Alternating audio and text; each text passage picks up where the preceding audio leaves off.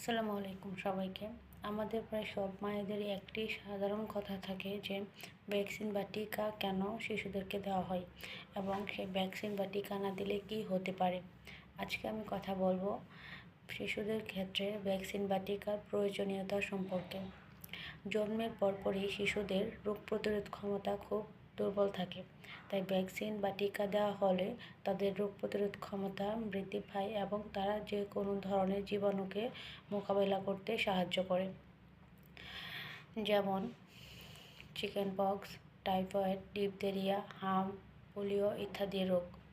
এসব রোগের কারণে শিশুদের মারাত্মক ক্ষতি হতে পারে, এমনকি মৃত্যু পর্যন্ত হতে পারে। তাই ভ্যাকসিন বা টিকা সঠিক সময়ে নিশ্চিত করা হলে শিশুরা এইসব ধরনের রোগের ঝুঁকি থেকে মুক্তি পায়। তাই আমাদের সবার উচিত শিশুদেরকে সঠিক সময়ে সব ধরনের টিকা প্রদান করা। ভিডিওটি ভালো লাগলে লাইক দিয়ে দিবেন এবং এই ধরনের হেলথ টিপস পেতে আমাদের পেজের সাথেই থাকুন। ধন্যবাদ।